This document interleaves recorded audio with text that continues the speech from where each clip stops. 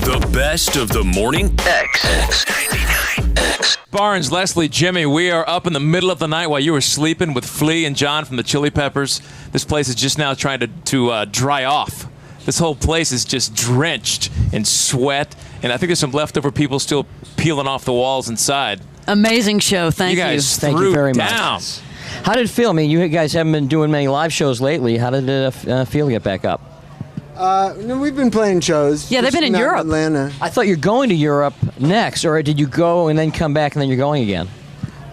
I didn't really compute what you just Well, you're said. going to Europe. Yeah, we were just in Europe for 6 weeks over there, and then we're going to America right now, and then we're going home for a week, and then we're going to Canada for a week, and then we're going home for a week, then we're going to Korea, Japan, and Hawaii for a week, then we're coming home for a month, then we're going to South America for a couple of few weeks, and we're coming home for a little while, then we're going to Australia and Japan and Bali and Thailand and stuff like that, and yeah. For those charting at home, I hope you got all that. Thank you. That's the difference between That's the whole somebody itinerary. meditating and somebody who doesn't meditate. Who in the band was the first one to meditate and get the other guys into it?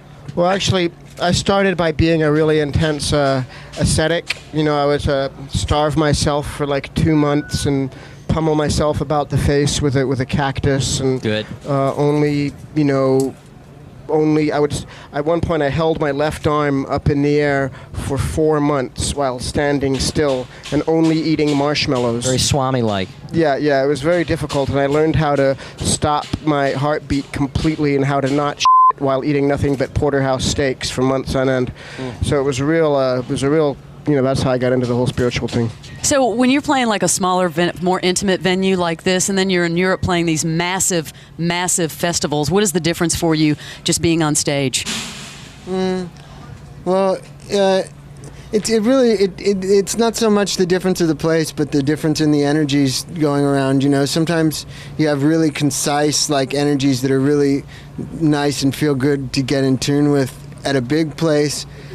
And sometimes at a small place, you'll have the erratic kind of energies that are impossible to get a hold on, and it's just, it just depends. But yeah, as a rule, playing in small places, it's really nice to have that personal feeling of a relationship and with the crowd, which we had tonight. I mean, a show like tonight makes me feel so good. I'm like still really high from it. Is it better coming around after doing all the stadiums and the big gigs? Does it make you appreciate it even that much more? I mean, you come into a room like 2,000 people. Yeah, I mean, as opposed to doing it the first time, it was probably exciting when you've got 2,000 people at the very beginning of the Chili Peppers, but now when you come back around, you've kind of done it all, and you're back, and makes it even more special. I don't know. For me, I don't know if I'm just oblivious or what, but for me, it really doesn't make that much of a difference. Really? I feel like it's such an inner thing, the playing part, that I'm always trying my hardest to go inside to get to the source of the whole thing. That I don't know. Yeah, it probably does make a difference. I don't notice it. I don't know. It has a lot to do with inner things, like being in the moment completely and not being not waiting for things to happen and not making any demands on the moment 5 seconds in the future or something. I got to be really good for this one, or it's better if you're really in the moment the whole time. I mean, the energy level of you guys is just unbelievable. I mean, even the slow songs, you guys are jumping around, knocking into each other. What kind of workout regimen do you guys have other than playing? Do you guys actually, other than yoga, do you guys do any sort of scheduled workout? Well, we usually practice trying to complete full sentences before radio DJs stop us from speaking. But I apologize. That's my main exercise. Just kidding. I'm just giving you a hard time there. I was about to cry, dude. You're like my favorite person in the world. I just love seeing Rich was squirming. John was the one you interrupted, not me. Rich is sitting there going, Flea's about to hit me. Flea's about to hit me. I would be honored to be hit by Flea. That's nice. I'm just joking around. Sometimes, John, he pauses in between his words. So I thought he was done. A little slow. You know what? We forgot to do one important thing, and that's thank you for playing. These people have been worked in a frenzy for the last 10 days when we found out you guys were going to do this gig, and they've been so fired up. People have done so many random things just to get in. Right. Well, the bottom line for us, it really is, big place, little place, free concert contest winners, big mega concert that costs a lot of money, Woodstock, our own arena show, whatever we're doing, it really, the bottom line for us is we're just very grateful that people care enough to come to see us play, and we take great care and put in, we're really serious about the work and the preparation we do just to give the best possible concert that we can for everyone that's there, and we're just grateful for the opportunity to play no matter where and no matter for who or how many or whatever it is, and that's always been what we've been about.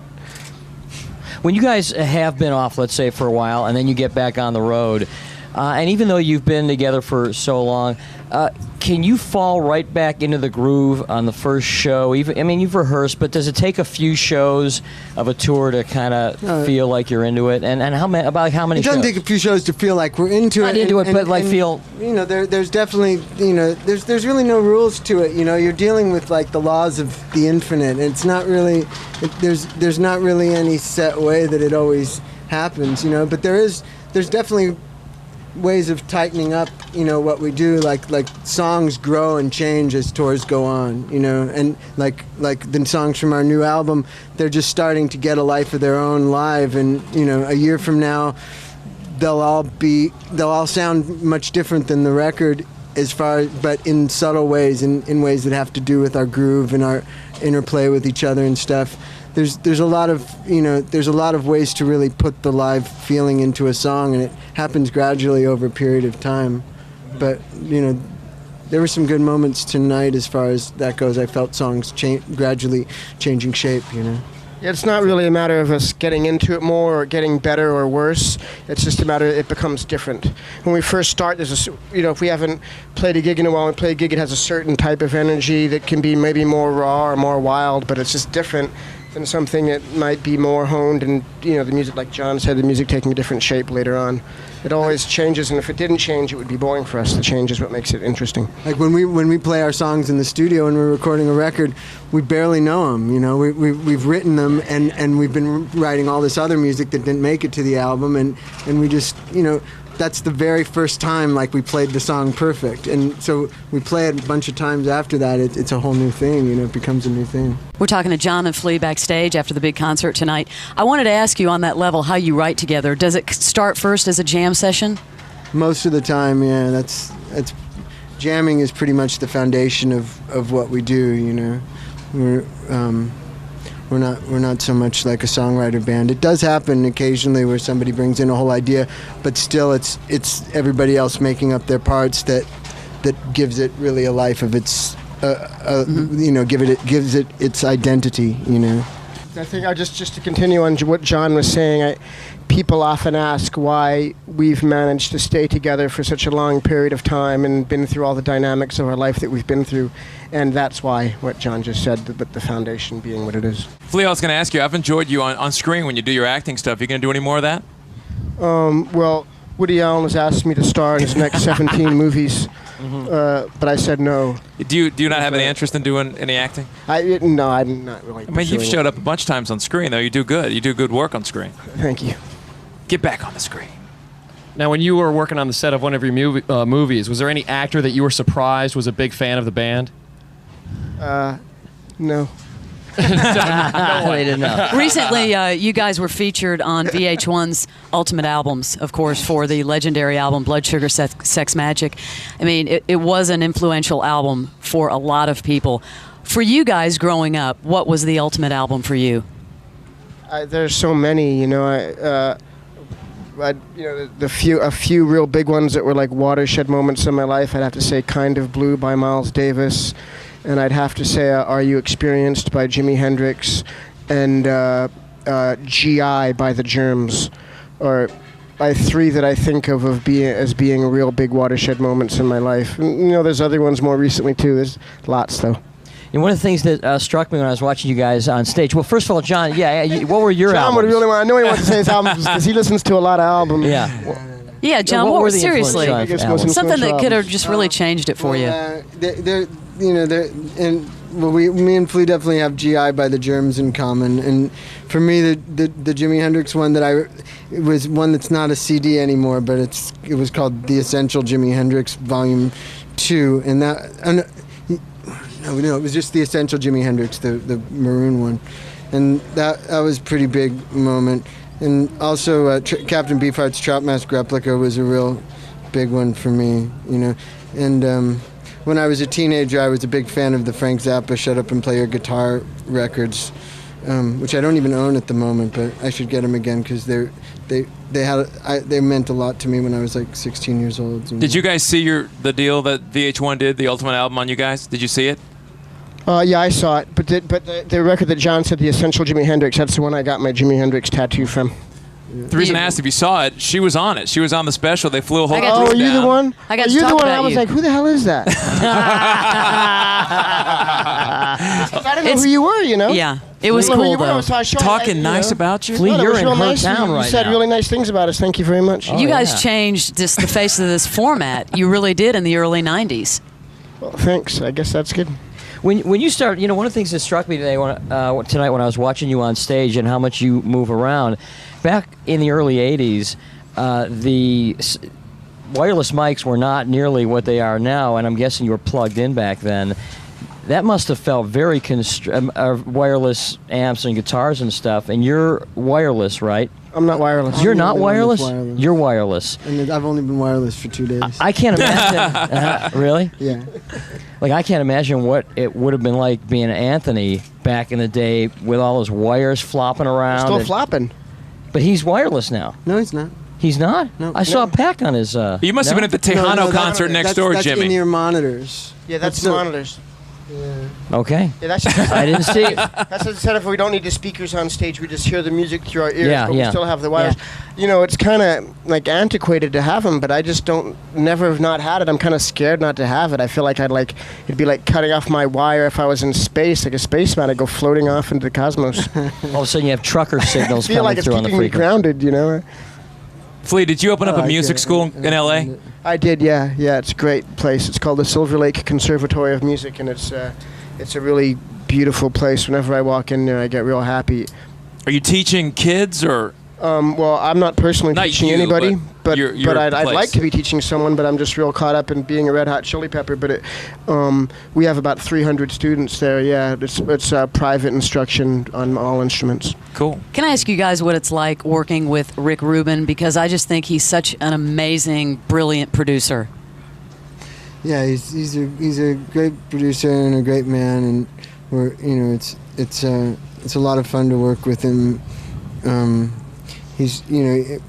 I personally became better friends with him when we were making this record than I'd ever been before, and it's he's a good friend to have, and he really cares about us and all that stuff. I mean, basically it's really mellow. He doesn't make anybody feel any pressure. That's to me the number one thing about working with him is just that he creates an atmosphere that you don't really get that often in the high pressure music business. He makes us feel very comfortable to be slow about it if we need to, or take our time, leaves us alone when we need to be left alone, that kind of thing.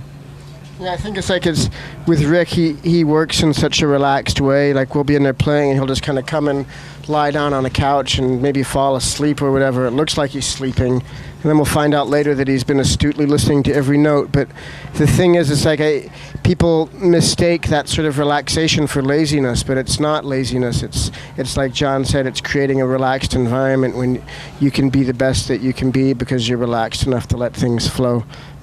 Rick's great like that. Who's the last new band that you've seen that they've really blown you away? Anybody? The Mars Volta. The Mars Volta. Yeah, they're incredible. The Mars Volta. It's Omar and Cedric from At the Drive-In. Oh, yeah. It's a band that they broke up and they formed a new band called the Mars Volta, and they're absolutely incredible. Yeah, and the other guys started another band too. Yeah, I heard that. Yeah. Sparta, yeah. Yeah, we like Mars Volta a lot. Do you usually pick who you want to tour with, who you want opening for you? Do you have a say in that? I hope the Mars Volta will open for us, and I think they're kind of hoping the same thing. But they're in the middle of making a record at the moment. We would be flattered and honored if they would open for us. And by the time we tour America, they'll probably be finished with their record and ready to open for us. We kind of pick, but we don't always pick. Like on the last tour, we picked Blonde Redhead, and we picked Cool Keith, and. The last time you were here, you guys played with the Foo Fighters. Yeah. The Foo Fighters were pretty consistent on the whole tour, but we had the people in the first slot. We picked a couple of times, and it's nice to be able to play with people you respect. When people run up on stage during a show, whether it's girls or guys or whatever, do you ever get freaked out by it, or what goes through your head when that happens? It doesn't happen too much. Really? No. I would think women would constantly be jumping. Oh, well, up there. yeah, the women are always jumping all over us, but we deal with it. It's tough. It's lonely at the top, let me tell you. It's, I had to, peel a few off before I get in here.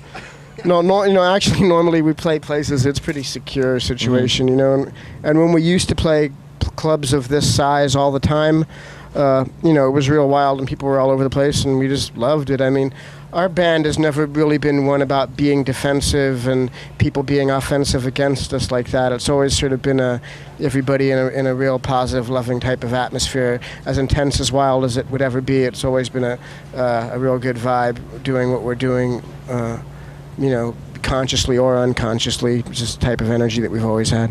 That's cool. John Flea, I just want to thank you again. Yeah, we really appreciate the time, and we wanted to tell you that, by the way, is just an amazing album. Really is great. Good job, boys. Thanks. Yeah. Good job. All right, thank you very much. Thanks Flea, so much for the John, concert. Red Hot Chili Peppers. This is 99X in the Morning X. The best of the Morning X with Barnes, Leslie, and Jimmy. 99X.